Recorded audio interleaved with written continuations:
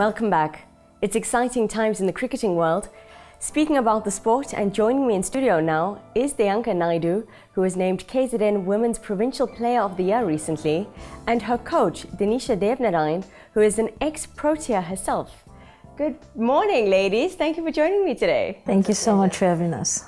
Okay, so you guys come from a cricketing background. Now, having two ladies in studio playing a very male-dominated sport is a very interesting thing. Tell me how it happened for both of you. I was born in Johannesburg Springs, so I grew up with a lot of boys there, and my options were quite lessened.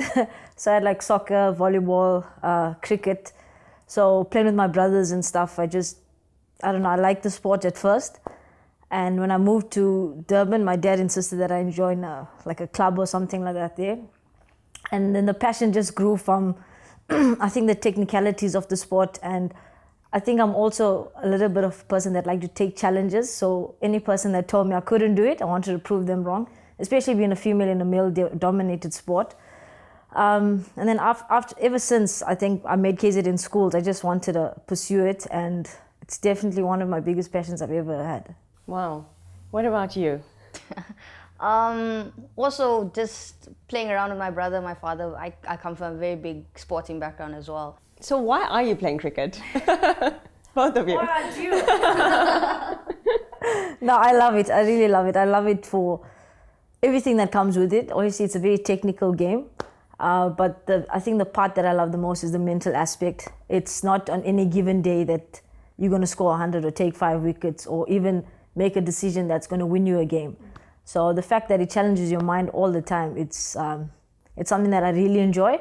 And then also the plus factors that come with it is that you always interact with different cultures, you're different with different people. I mean, I've traveled the world through cricket and I'm very grateful for that. And then obviously you build relationships, and when your time has passed the game, those relationships stay forever. So that's really precious, yeah. What about you? Also, I really, really enjoyed the sport growing up, and as I said, my father enjoyed it as well. So it was kind of a bonding session for us. And then, I don't know, I've just recently learned the mental aspect of it and controlling that part of the game. So I enjoyed the outdoors, I enjoyed being active, and I just loved the sport, so just kind of went with it. So before we touch on the mental aspect, because obviously sport is not just what we see on the field, there's a whole lot of preparation and it's a full body thing. Like you said, there's a mental aspect which we are not even aware of as viewers at home, for example. I do want to speak about, for example, you said the challenges that you faced, Denisha, and the stereotypes that you had to break. And you said, obviously, at some point it does get you down, and at days it is going to affect you. What saw you through those days? At any point, does your spirituality come into play? No, definitely. If I must be honest, I lost my sister in a car accident in 2013, and I wasn't the most religious type of people. Like, I did my fast and I did prayers because parents tell you to do your prayers and you're not supposed to eat this and that. And so it was a very dark time in my life, and I had retired actually before that. I actually retired after she had passed away because I was at India at the time. So I flew back and I felt like cricket was taking away something from me and I didn't want to be part of it anymore. And then I stopped, and I can't explain what it was, but if we may call it spiritual, then I started believing more and I started having more faith and I started trusting more, which was massive for me at that time because it was very difficult for me to understand why it was happening, and everything was happening so quick. And I think I can sit here and openly say, and I'm proud of it, is that actually God has helped me through that. My beliefs in Hinduism has got me to that. And I'm actually a good girl now, so if I fast, I know why I'm fasting. If I pray to certain deities or any gods, I try and understand why. And I do feel, after all of that darkness, I do feel a lighter person. I feel better. I pray every day, every morning. And especially before we go on the park, we get the girls together, we say a little prayer before and after a game, just to be privileged enough to see another day, and obviously you have your body intact to play another game of cricket. It's beautiful words, thank you. What about you, Dheyanka? What role does spirituality play in your life? Yeah, well, my family is very spiritual. I've always been surrounded by it, and I've kind of just followed suit, and I feel like I'm still finding my feet in it. just understanding it. My mom is very into her fasting and just temple, granny as well. So kind of just follow suit to them, and I know it does play a big role, and I want to be more spiritual, if that makes sense. I feel like Hinduism is a vast religion, and to understand it, you have to. It's almost like studying something. So I'm also the type of person who, when I'm doing something, I want to understand why, and just from looking in backgrounds or praying or seeing what God can actually do, it's powerful. So yeah, definitely feel like I'm being led, and I feel like everything that's happened in life is for a reason, and I just take it as it comes. That's profound wisdom right there. I have to ask you, Dinesh, you represented South Africa and you played for the Proteas. What does that feel like? It still gives me goosebumps, still thinking about it. It's probably one of my highest honors.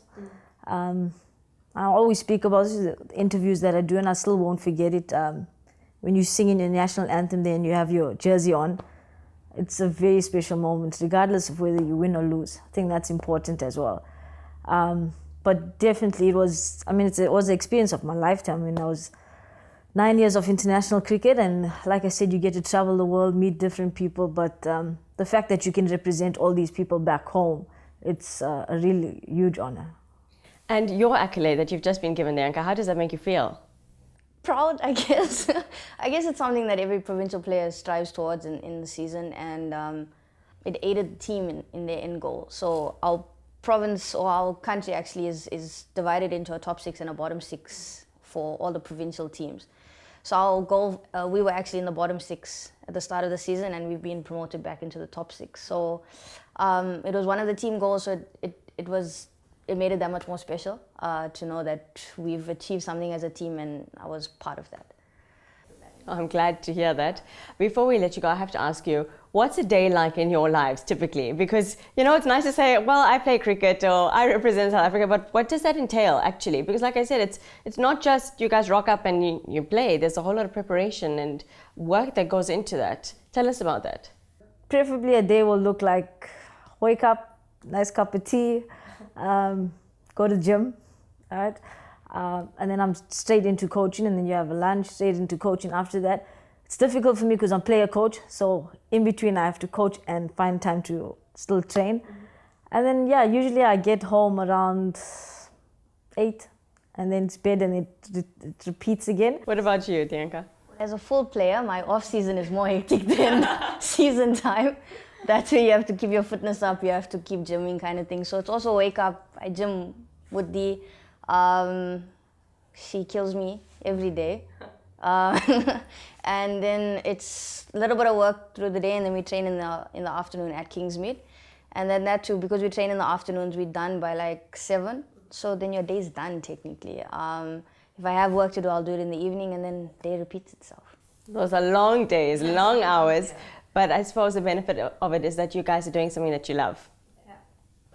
Thank you both for joining us today. We wish you all the very best, and especially in taking women's cricket forward in the country and around the world. Thank you so much. Thanks for having us.